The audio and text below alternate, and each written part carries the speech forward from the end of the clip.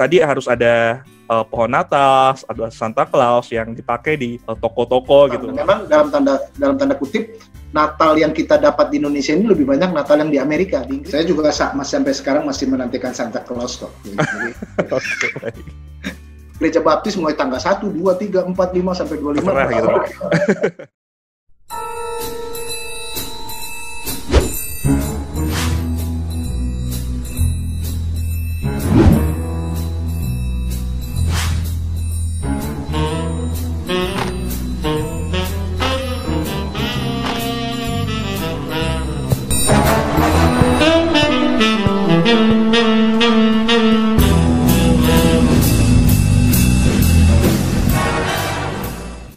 Shalom believers, salam jumpa kembali dalam program Telisik HD, Higher Definition, Higher Education pada episode yang keempat.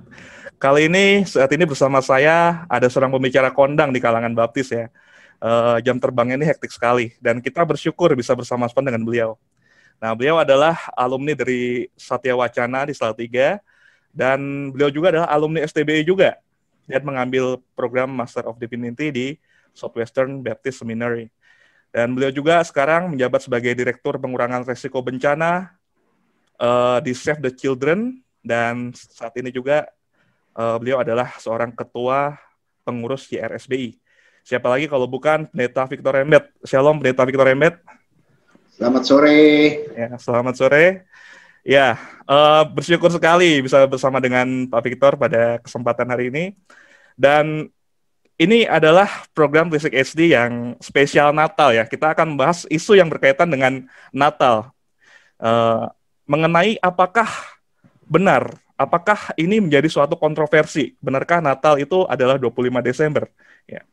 Nah, saat ini kita akan mencoba mengulik isu ini bersama dengan Pendeta Victor. Nah, Pak Victor, sekarang ini kan gereja sedang dilanda oleh skeptisisme terhadap 25 Desember itu sebagai kelahiran Tuhan Yesus. Dan kegaduhan ini tidak kunjung usai. Bahkan ada gereja yang tadi disebutkan juga tidak lagi merayakan Natal karena mereka tidak meyakini bahwa Yesus lahir pada tanggal 25 Desember. Jadi yang dipersoalkan adalah ketepatan tanggalnya ya.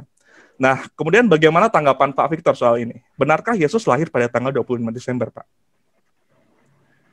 Nanti kalau saya di surga, kita tanya sama siapa yang di sana, Tuhan Yesus benar nggak 25 Desember? Tapi nggak ada satu orang pun yang bisa memastikan bahwa Yesus lahir pada tanggal 25 Desember. Pertama itu, ya konteksnya kita melihat ya 25 Desember, kita aja salah menamai penanggalan kita. Bulan kita Desember itu bukan bulan 12, padahal di tanggalan kita 12 ya. Betul. Padahal bahasa Latinnya itu mulai dari Sabta, September, Oktober, November, Desember, Septim itu 7. Ya. Lalu Oktav itu 8 Oktober. Lalu November itu 9. Desember, Deka itu 10. Jadi sebenarnya Desember itu bulan ke-10. Ya. Kalau mau dilihat dari benar apa enggaknya ya. Tapi karena ada dua kaisar yang kebelet mengatakan mereka di tengah-tengah tahun yaitu Julius dan Agustus. Jadi penanggalan Gregorian kita mengatakan bulan Juli dan bulan Agustus bulan musim panas, bulan yang paling digemari oleh teman-teman di barat, di utara, dan akhirnya jadi bulan Desember itu bulan ke-12. Itu aja udah salah. Kalau gitu, siapapun yang tidak mau merayakan tanggal 25 Agustus, nggak usah pakai tanggalan Gregorian ya. Sing amat gitu loh. Karena Desember itu bulan ke-10, bukan bulan ke-12. Silakan, nggak apa-apa. Saya tidak merasa yakin bahwa itu 25 Desember, hari tepat pas plok lahirnya Yesus ketika saya lahir tanggal titik-titik bulan Mei tahun 64. Oke, dan itu ada juga kan ayat-ayat Alkitab yang mendasari yang ditafsirkan saat ini, misalkan dalam Hagai pasal 2 ayat 19-20 yang mengenai peletakan Bait Allah di Yerusalem terjadi pada tanggal 24 bulan ke-9 Ibrani, yaitu bulan Kislev gitu. Dan itu dikait-kaitkan dengan dikandungnya Yesus di rahim Bunda Maria gitu, Pak. Dan ini diklaim sebagai dokumen kuno. Dan ini saya rasa cukup jomplang ya, ketika ini kan suatu tafsiran dan kemudian disamakan dengan tulisan-tulisan kuno tadi, seperti tulisan Hippolytus, Irenaeus, lalu ada Koptik Didaskalia juga gitu kan. Dan itu kan tidak sebanding gitu dengan tafsiran modern saat ini. Jadi ya, karena begitu banyak bebasnya gitu Pak kita menafsir kitab suci gitu. Dan berangkat dari asumsi-asumsi yang tidak punya bukti gitu Pak. Misalkan tanggal 20 Desember dan ada alasan-alasan tersendiri sepertinya ya Pak ya. Tanggal 20 Desember dengan kelahiran dikait-kaitkan dengan kelahiran Dewa Matahari, Lalu diikuti dengan skeptisisme lain. Misalkan mana mungkin 25 Desember pada musim dingin orang-orang mengembalakan domba di padang gitu pada malam hari. Kan itu kan dingin gitu kan. Nah, ini teori-teori kan bermunculan dan berkembang saat ini, Pak. Ya. Sebetulnya apa sih Pak alasan orang-orang Kristen yang menolak bahwa 25 Desember itu hari kelahiran Yesus? Apakah ini cukup membuktikan gitu? Makanya saya pikir memaksakan tafsir kitab suci dalam perjanjian baru dengan otak-atik gaduk dengan perjanjian lama itu sebuah hermeneutik yang paling parah ya. Kita tidak mau seperti itu. Jangan sampai kita melakukan quote-unquote pemerkosaan ayat-ayat itu. Biarlah ayat itu berbicara dan kemudian tidak usah dipaksakan. Segala sesuatu bisa dipaksakan kok. Kalau mau menafsirkan Alkitab tergantung apa yang kita maui. Itu bisa, tapi pasti itu tidak jadi berkat ya. Nah, benar juga katanya kalau memang dalam kalender Yahudi yang tadi dalam perjanjian lama, karena memang orang Yahudi pun masih merayakan Hanukkah ya. Hanukkah itu adalah pada tanggal yang mirip-mirip 24-25 Desember antara 21 sampai 25 Desember dan itu untuk gereja mula-mula itu memberikan asosiasi yang mudah buat jemaat mula-mula ya. Walaupun ketika itu ada juga perdebatan pada waktu itu adalah mungkin bulan Maret bukan bulan Desember. Tapi ketika kita berusaha menggali tidak ada bukti-bukti biblika, bukti Alkitabi. Ini orang Kristennya suka salah ya. Iya. Padahal Alkitabi harusnya. Kalau itu feminin ya. Okay. Bahasa Arabnya. Jadi tidak ada bukti Alkitabi yang mengatakan bahwa Yesus lahir tanggal 25. Betul, nggak ada yang salah dan itu bukan menjadi persoalan. Lalu kemudian ketika dikaitkan dengan segala sesuatu paganisme ataupun orang-orang kafir, ya bisa-bisa saja terjadi karena memang ada nanti kalau mungkin kita teruskan bukti-bukti awal gereja-gereja sampai dengan tahun 300-an itu tidak merayakan Natal karena mereka sedang dalam kesibukan ditindas gimana mikirin merayakan Natal gitu ya. Dan kemudian juga nanti kalau kita mau hubungkan juga bagaimana dengan Paskah. Paskah juga ternyata tidak melulu April terjadinya kan gitu. Jadi padahal kalender kita April. Jadi ada banyak yang seharusnya nanti kita kalau menelisik ini kita bisa kembali kepada bahasa Arabnya tarik ya, tapi sejarah pra-biblika, kemudian sejarah pra-gereja, di mana kita bisa melihat bagaimana sebetulnya terjadi dialog antara kekristenan, ada kekristenan yang mati-matian mengatakan saya mau mati saja, tapi ada juga yang kekristenan yang akomodatif. Dua hal ini terjadi tarik-menarik dalam 300-an tahun pertama sesudah gereja dimulai. Oh, wah luar biasa ya. Berarti sebenarnya yang lebih dahulu itu yang mana ya Pak ya? Apakah kemudian kita mendasari kelahiran Yesus itu sebagai hal yang maksud saya siapa yang merayakan Natal pertama kali itu? Apakah ada bukti yang jelas dari dokumen-dokumen kuno terutama ya? Apakah dari mereka sudah menjelaskan? Mungkin tidak ada dalam bukti Alkitabi gitu. Apakah kemudian kita bisa melihat itu menjadi dasar bagi kita bahwa 25 Desember itu ditetapkan sebagai hari kelahiran Yesus Kristus yang kemudian kita semua saat ini menyetujui itu, mengikuti dari dokumen itu gitu. Iya, kalau kita mau jujur pun sebetulnya tahun 2020 bukan tahun 2020 karena kelahiran Yesus itu bisa satu tahun atau 2 tahun atau bahkan 3 tahun sebelum Masehi ya, penanggalan Masehi. Jadi kalau kita mau melihat itu, kita hampir pasti tidak bisa memastikan siapapun juga. Kalau ditanya yang pertama kali, ya memang kekristenan itu dibuat oleh seorang, ya quote-unquote ya, jangan salah. Kekristenan itu dibuat oleh seseorang yang begitu punya power, otoritas, influence. Nah, kekristenan itu bukan hanya berdasarkan data-data kitab suci, tapi ketika Kristenan dimulai oleh seorang yang bernama siapa? Tahu ya? Kaisar Konstantin. Oke. Nah, Natal itu pertama kali kalau tercatat dalam teks-teks sejarah itu dimulai dari Konstantin yaitu 25 Desember tahun 336. Jadi boleh dikatakan sesudah cukup lama ya. Jadi kekristenan itu mulai ada penindasan, ada berbagai macam persoalan. Baru kemudian Natal itu dirayakan ketika kaisarnya, Kaisar Konstantin. Ada banyak sekali kebiasaan Kristen yang diubah ketika kekristenan menjadi agama negara. Konstantin yang pertama kali mengubah bentuk gereja kita. Bentuk gereja awalnya hanya sirkular, tapi kemudian karena ada raja yang duduk di depan, jadi seperti ini. Jadi ada di belakang, di depan siapa tapi bentuknya sirkular. Dura Europos itu gereja pertama seperti itu. Lalu kemudian konteks juga bahkan kalau kita mau mengatakan yang lain-lain itu bahkan sampai kepada pembaptisan. Kenapa ada percik? Itu adalah ketika ribuan tentara bertobat dan tidak mungkin para pendeta itu menabiskan diri di atas nama Bapa, Putra dan Roh Kudus. Ada juga kebiasaan lain lagi juga yang mungkin akibat dari Konstantin, yaitu ketika akhirnya kita tidak tahu apakah dia baptisan itu menyelamatkan atau tidak, karena waktu dia mati di ranjangnya banyak juga yang masih perdebatan mengatakan dia belum Kristen. Tapi untuk memastikan dia masuk surga, para pendeta membaptiskan dia di ranjang karena baptisan itu menyelamatkan. Nah, ada banyak sekali kekacauan. Jadi begitu ya, Konstantin yang membuat ini semua. Oke, baik. Itu ya berdasarkan konteks saat itu, Pak ya.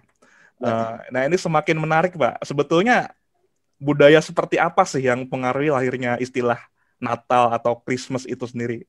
Nah, sebelum ada istilah Natal atau Christmas seperti yang kita kenal sekarang ini, apakah sudah ada budaya tersendiri yang merayakan momen kelahiran Yesus itu, Pak?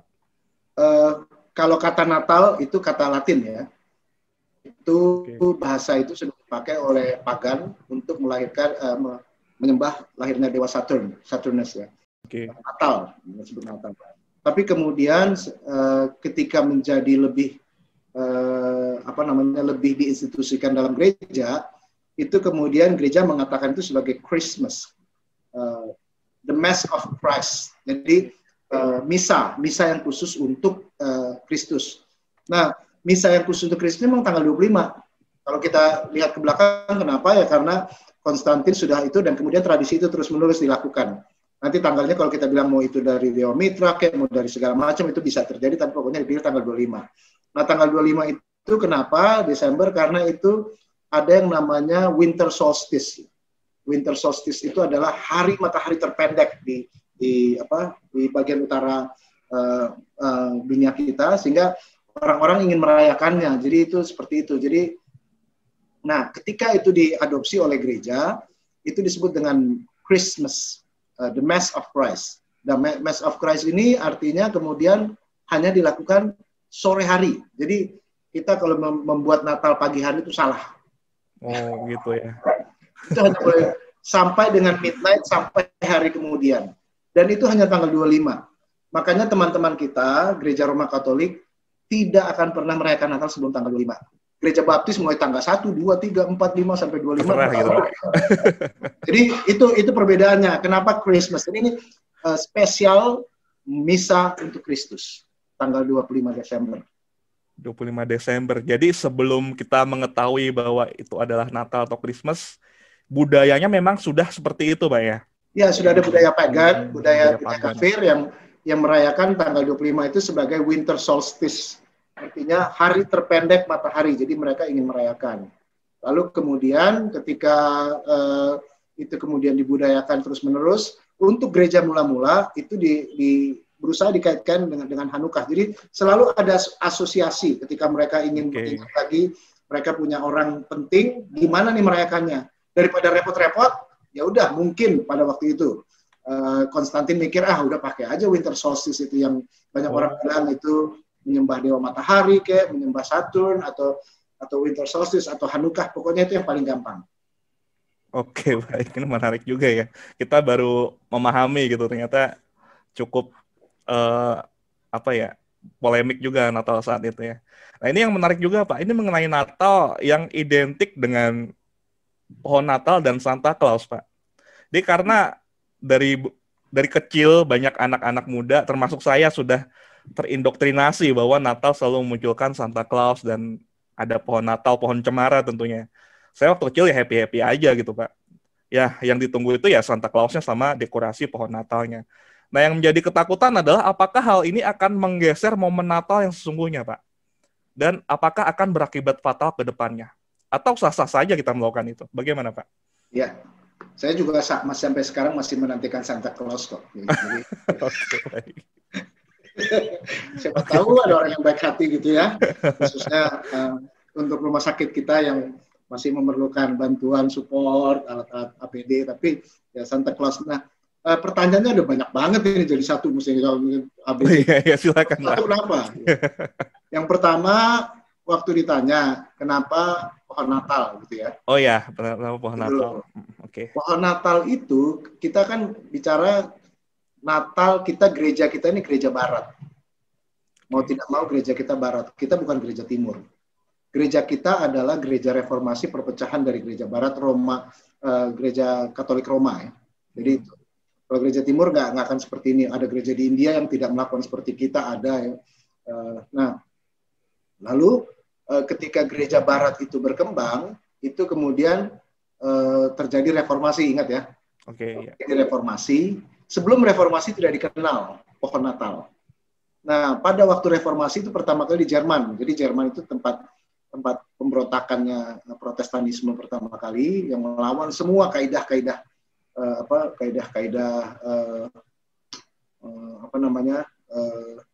Roma Katolik. Nah, bingung mereka.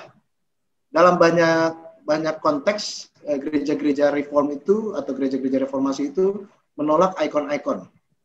Jadi ikon apapun kalau kita lihat, bahkan sampai sekarang gereja baptis pun tidak mau taruh patung, tidak mau taruh kaca patri, tulisan-tulisan.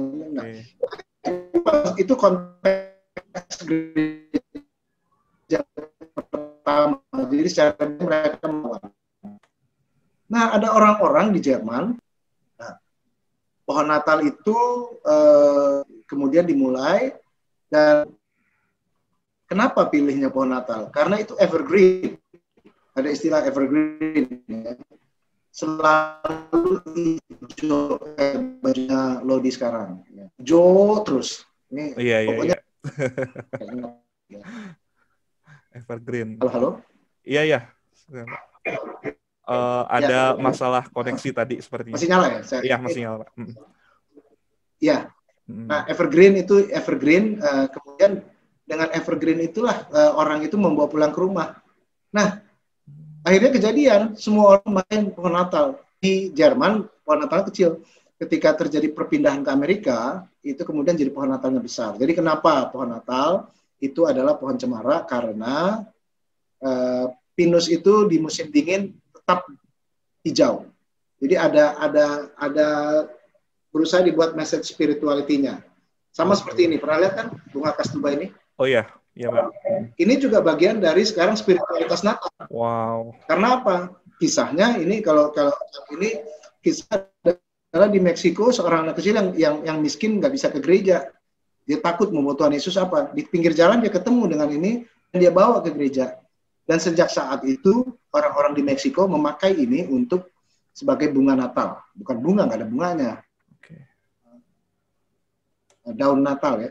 Padahal ini dari pinggir jalan. Sekarang dijual mahal di Jakarta nih, gara-gara jadi di Indonesia lah atau di seluruh dunia. Ini dibuat pohon kastuba ini atau poinsettias, pohon merah ini pohon Natal yang kemudian berkembang di Amerika dan di seluruh dunia. Nah, jadi selalu ada spiritualitas di belakang itu. Nggak usah buru-buru menolak bahwa itu setan, pagan gitu ya, tapi ada spiritualitas. Kemudian kenapa Santa Claus? Nah, nanti kalian cari sendiri ya, karena saya nggak mau kasih tahu semuanya. Oh iya. Di Google aja ada kok. Iya. Di bulan Desember itu ada seorang santo yang namanya Saint Nicholas. Diperingati tanggal 5 Desember. Kalau kita tahu di gereja Katolik selalu ada peringatan hari-hari Santa ya.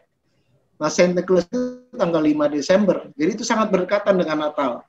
Dan akhirnya dipepet-pepetkan. Nah, ini bisa di tokoh Natal bagus nih. Okay. Karena Nicholas itu adalah berbagi, dia terus ingin bagi dan ingin ngasih semua orang. Pokoknya dia seorang figur santo versi gereja Katolik ya. Kalau kita bilang orang baptis semua kita adalah orang kudus, tapi versi gereja Katolik Saint Nicholas itu tanggal 5 Desember. Dan 5 Desember itu adalah memang lagi-lagi ada spiritualitasnya. Okay. Walaupun kemudian ketika semuanya itu dirusak oleh kapitalisasi. Jadi semuanya itu akan, kalau ada Santa Claus itu adalah orang yang sama seperti Paskah ada Easter Bunny gitu ya. kelinci Paskah. Nah, itu jadinya menghilangkan esensi spiritualitasnya. Tapi sebenarnya Saint Nicholas itu adalah bagian yang tidak bisa terpisahkan dari kisah Natal. Bagus sekali bahwa orang berbagi, orang memberi, dan kemudian orang saling bela rasa ketika Natal. Itulah sebenarnya Saint Nicholas. Pertanyaan yang ketiga tadi apa? Apakah akan berakibat fatal, Pak, ke depannya ketika ini kemudian menggeser momen Natal yang sesungguhnya? Nah, segala sesuatu bisa fatal ya. Tergantung kita mengisi ini kan pemaknaannya, jadi penandanya. Ya. Penanda Natal itu buat kita apa sebetulnya? Penanda Natal apakah kemudian kita hanya terpaku kepada pohon Natal? Kalau tidak ada, lalu kemudian Natal itu hilang.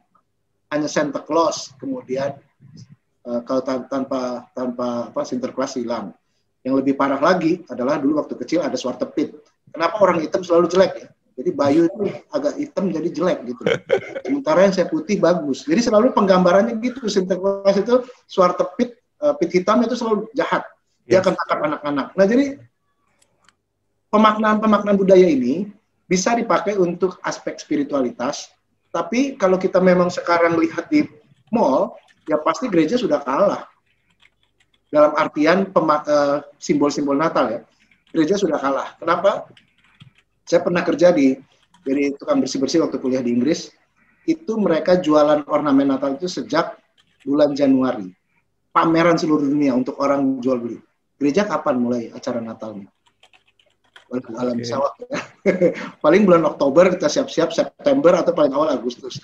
Nah dunia ini untuk memasarkan ornamen Natal itu sudah sejak Januari. Jadi mereka sudah pikir lebih panjang. Jadi ada ideologi di dalamnya, ideologi ya sekedar mengkapitalisasi semua elemen Natal, dan itu berbahaya kalau masuk ke gereja, dan kemudian gereja pun akhirnya hanya berpikir Natal adalah pesta pora, Natal adalah ketika kita membuang uang untuk kesenangan pribadi, Natal adalah ketika kita bersama hanya merayakannya untuk kemudian. Inilah kata seorang ustadz, memang keluarga itu workshop ya. Suaminya work, istrinya shop waktu Natal. Oke. Jadi dengan kata lain, tidak ada yang perlu dikhawatirkan, Pak, ya, selama simbol Natal ini penting juga untuk mendorong kita untuk menghayati makna Natal itu gitu. Jadi ini bisa dipakai gitu dalam momen kita untuk memahami, menghayati Natal itu sendiri ya. Oke, baik. Jadi memang tadi sempat disinggung juga bahwa kapitalis juga memanfaatkan momen ini ya. Momen Natal itu kalau kita lihat dalam budaya Barat contohnya, itu dinikmati dan terserap dalam budaya pop culture juga ya sepertinya. Yang kita ketahui juga bahwa tadi harus ada pohon Natal, ada Santa Claus yang dipakai di toko-toko gitu. Lalu kemudian muncul juga lagu-lagu Natal gitu yang sebetulnya tidak ada unsur spiritualitasnya gitu. Yang tidak ada unsur yang menguatkan sama sekali. Lalu pernak-pernik Natal juga yang pengaruhi market jual beli dengan diskon spesial dan lain sebagainya. Nah itu ketika Natal terserap menjadi suatu budaya pop culture, bagaimana Pak sikap kita seharusnya? Tanggapan Bapak mengenai hal ini bagaimana? Ya, kita nggak bisa menghindar dari dunia ini. Dalam konteks ini, Natal sebagai pop culture itu sangat menarik karena ya memang kita harus berhadapan dengan situasi sekeliling kita ya. Kenapa Natal menjadi dirayakan? Itu pun karena pop culture ketika zamannya Konstantin, orang Kristen bisa merayakan Natal. Kalau sebelumnya enggak, harus bersembunyi di katakom, harus kemudian melarikan diri dari kekuasaan, harus kemudian juga hidup dalam ketakutan. Tapi ketika kemudian semuanya bisa dinikmati, terjadilah domino efek ya. Artinya susulan-susulan dari mengkapitalkan Natal. Jadi Natal itu menjadi komoditas. Natal adalah komoditas yang bisa menghasilkan sesuatu. Contoh yang paling menarik adalah ketika kita semua datang dengan lagu Jingle Bells. Itu adalah lagu-lagu pop culture Natal. Nah, memang dalam tanda kutip Natal yang kita dapat di Indonesia ini lebih banyak Natal yang di Amerika. Di Inggris tidak separah ini ya. Oh gitu. Ya, atau di negara-negara lain. Ini memang betul-betul kapitalisasi Amerika. Semua yang kita pelajari di ini dan contohnya saja di Amerika sudah tidak ada lagi misalnya lilin Advent. Sorry, saya lihat ini ya. Nah, ini nggak ada di rumah-rumah di Amerika, jarang. Jadi ketika menyalakan lilin Advent ini sebenarnya ada spiritualitasnya. Dan ini yang sudah semakin hilang dari konteks gereja kita. Ya puji Tuhan, di gereja Grogol waktu Lodi dulu kan tiap ini kan ada menyalakan. Nah, ini adalah persiapan Natal, dan ini sebetulnya counter culture kita adalah lebih kepada memaknai Natal. Terserah di luar mau mati-matian sehebat apapun, tapi counter culture kembali, kalau bisa dikatakan, kembali ke laptop, kembali ke makna Natalnya itu apa gitu kan. Kalaupun ada Santa Claus, who cares? Kalaupun ada bilang, bagus juga, I'm dreaming of a white Christmas, itu kan dinyanyikan ketika tentara Amerika dalam Perang Dunia Kedua yang tidak ada salju. Boleh mereka mengingat lagi, I'm dreaming of a white Christmas. Lalu, I have a blue Christmas without you. Itu juga rasa kesedihan kalau kita berjauhan dari kasih hati kita ya. Dan itu jangan kita setan-setankan ya, biarkan aja dia nyanyi seperti itu. Iya. Kan ada tetap di antara kita masing-masing Roh Kudus yang berkarya di dalam kita, milih. Cuma kalau bisa ada counter culture, coba rayakan Natal itu hari demi hari, minggu demi minggu. Makanya saya juga, ini sekaligus promosi ya Mas Bayu ya. Saya juga buat sama Gereja Grogol renungan Advent. Setiap Advent 1, Advent 2, ini sudah masuk Advent keempat, kemarin bisa lihat ada di Gereja Baptis Grogol. Saya diminta oleh tim pastoral untuk sini, karena dengan mengisi Advent ini adalah kita mengisi hari-hari sebelum Natal. Jangan buru-buru mengucapkan selamat Natal sebelum tanggal 25. Ada waktu penantian di mana kita tahu sebenarnya spiritualitas Natal itu bukan hanya penantiannya dalam bentuk shopping, penantiannya beri kado, penantiannya dapat angpau, penantiannya adalah spiritualitas kita. Terserah pop culture kita mau gimana, tapi Natal kita adalah Natal yang bermakna. Iya, terima kasih Pak. Jadi memang perlu kesadaran spiritual dari kita sendiri ya untuk bisa memaknai Natal itu sendiri. Jadi jangan terbuai dengan atmosfer Natal gitu. Kita sampai lupa bahwa kesadaran spiritual itu penting gitu, terutama untuk Lilith Advent tadi yang dijelaskan oleh Pak Victor. Jadi kalau begitu sebenarnya balik lagi ke pertanyaan kita di awal, Pak. Seberapa penting bukti bahwa Yesus itu lahir tanggal 25 Desember dalam kehidupan orang percaya? Apakah itu sesuatu yang esensial yang harus diketahui oleh setiap orang Kristen? Nah, tanggal 25 Desember itu kesimpulan awal dari kapanpun saya mengatakan saya tidak berani memastikan itu hari lahir Tuhan Yesus. Cuman persoalannya apakah kita mau merayakan Natal tanggal itu atau enggak? Di situ yang perdebatannya kan. Iya. Jadi tidak satupun yang bisa memastikan. Nah, kalau kita mau, toh itu sudah dipakai sejak, kalau 336 kurangnya 2020 udah berapa tahun tuh? Hitung sendirilah, banyak. Bayangkan 2020 kurang 3, sudah berulang, tiap tahun diulangi lagi, tiap tahun diulangi, dan ini sudah menjadi sesuatu yang diakui dunia. Suka atau tidak suka, Natal yang mau kapitalis, Natal yang mau jelek, Natal yang mungkin kemudian dipakai oleh setan untuk bermabuk-mabukan, seperti di kampung saya di Manado tuh terjadi seperti itu, atau di daerah-daerah mayoritas Kristen. Mau diapain pun, Natal tetap Natal, tanggal 25. Kita nggak bisa mengubah hari itu. Harus ada sebuah perubahan yang besar. Nah, perubahan yang besar itu adalah, saya nggak tahu gimana, Lodi dan teman-teman. Kayaknya dari tadi saya belum ngomong teologi ya, tapi sebetulnya semua sudah teologis ya. Satu hal yang mungkin seorang teolog yang bernama Niebuhr, pernah dengar? Niebuhr. Dia menulis buku Christ and Culture ya. Nah, Christ and Culture itu ada 5 tipologi yang dia katakan. Yang pertama, Christ against culture. Ini mungkin yang mengatakan kalau tanggal 25 tidak hari lahir Kristus, nggak usah bikin Natal. So be it, nggak masalah ya. Lalu kemudian Christ of culture. Yang kedua, jadi Kristus itu adalah budaya, menerima Christ of culture itu. Jadi Niebuhr mengatakan ada orang-orang yang ya udahlah, Yesus memang lahir dalam konteks manusia, budaya. Pahami dia sebagai seorang Palestina. Jangan buat Yesus sebagai, atau Maria atau Yusuf sebagai orang sekarang. Nah, tapi itu betul-betul membuat Yesus hanya di situ, seakan-akan Yesus nggak bisa ditarik ke masa kini konteks gini. Kemarin dalam kebaktian di Gereja Baptis Grogol, saya khotbah interaktif saya adalah Marianya anak perempuan muda gitu kan, yang sekarang dengan segala konteks pandemiknya. Lalu Christ above culture, Pokoknya yang Kristus itu lebih tinggi daripada semua budaya dunia. Jadi nggak usah takut. Nah, budaya dunia apa? Natal. Pokoknya tenang aja. Lalu ada juga yang Christ and Cultures in Paradox. Terus menerus dibenturkan sehingga orang mikir ini Kristen apa enggak? Natal itu Kristen apa enggak? Ya semua pohon Natal itu, pohon terang itu Kristen apa enggak? Jadi terus menerus ada pertanyaan-pertanyaan yang membuat orang malah tidak punya damai sejahtera kan. Christ and Cultures in Paradox kata Niebuhr. Lalu yang kelima yang menarik sekali dia berkatakan itu Christ the transformer of culture. Kristus menjadi transformer culture. Jadi semua budaya itu ditransformasi oleh Kristus. Nah, ini juga ada efek dominan ya. Seakan-akan Kristus akan mengubah menjadi sesuai.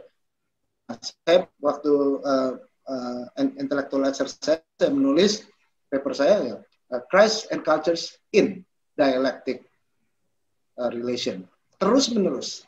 Kekristenan dan budaya itu kita hidup dalam budaya yang tidak bisa kita lari. Kalau mengatakan sekarang anggota gereja tidak boleh pakai Alkitab Android ataupun Alkitab iPod, susah kan? Tapi nggak bisa. Kemudian juga ada kelompok-kelompok Amish di Amerika. Kelompok Amish itu Mennonite yang tua yang nggak boleh memakai alat apapun juga. Nggak boleh pakai HP, nggak boleh pakai mobil. Jadi karena kekristenan ya. Nah, alasan-alasan seperti ini yang mungkin kita harus kita kontekstualisasikan ketika Niebuhr. Mari kita terus-menerus berdialog.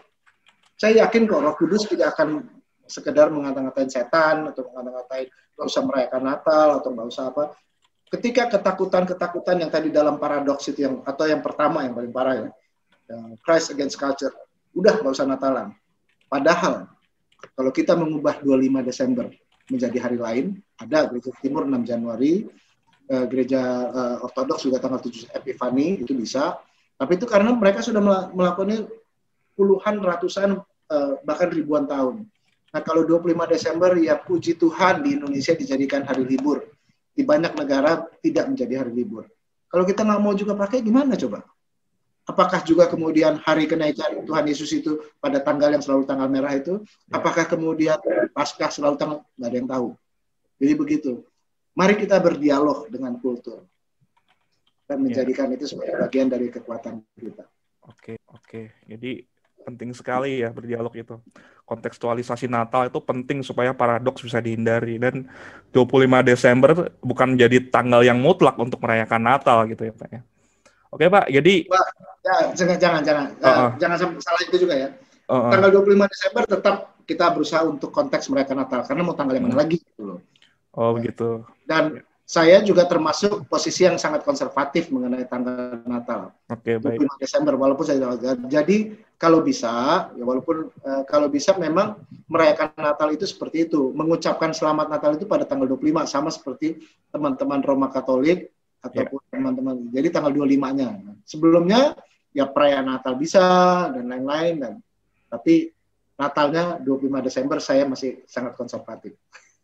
Ya, nah ini kan ternyata banyak juga ya sikap-sikap gereja-gereja atau orang-orang Kristen yang mereka tuh punya tendensi untuk berbeda dari Roma gitu, Pak. Nah ini bagaimana, Pak? Kan terus akhirnya mereka tidak mengakui bahwa 25 Desember ini sebagai hari Natal gitu, Pak. Ya, salah satu yang kita mengucap syukur adalah sebetulnya kita ini gereja Barat, artinya dari gereja Katolik Roma ya. Sebetulnya kalau kita mau mungkin nanti perlu bikin tesis teman-teman di STBI ya ataupun di sekolah teologi tesis masternya boleh agak tingkat sedikit gitu loh. Berapa persen sih kepercayaan kita masih berisikan Roma Katolik disandingkan duanya overlay ini yang Roma Katolik ya secara diskusi kami pernah tapi belum menjadi tesis ya itu masih 65-70% kita percaya sama dengan gereja Katolik. Allah Bapa, Allah Anak, Allah Roh Kudus. Paling tidak sejak pertarungan Arya sama Athanasius itu kita masih percaya. Kemudian kita juga masih percaya bicara bahwa gereja adalah tempat di mana umat Allah berkumpul. Kemudian gereja juga masih juga kita bukan cuma gereja, artinya kita sebagai manusia masih memerlukan ketuhanan Kristus, keilahian Roh Kudus. Masih banyak sekali kalau di overlay. Mungkin kalau sudah dengan Lutheran agak naik sedikit 65. Dengan Reform 70, lalu kemudian dengan Mennonite 80 dan akhirnya Baptis. Artinya Artinya mungkin tradisi-tradisi itu kemudian juga diubah oleh Roma Katolik. Jadi kalau kita asal mengatakan saya beda, waton suloyo, pokoknya saya nggak mau tahu orang lain yang lebih jelek dari saya, nggak apa-apa. Tapi saya juga yakin, makanya sampai sekarang saya mesti jadi orang baptis ya. Iya. Tapi kebaptisan saya tidak menjelekkan denominasi yang lain. Saling apresiasi itulah. Makanya Tuhan Yesus berdoa kayak satukanlah mereka. Doa Tuhan Yesus mensatukanlah mereka. Karena tahu bakalan kita kayak gini nih. Nakal-nakal nih ya. Nakal yang membawa kebaikan.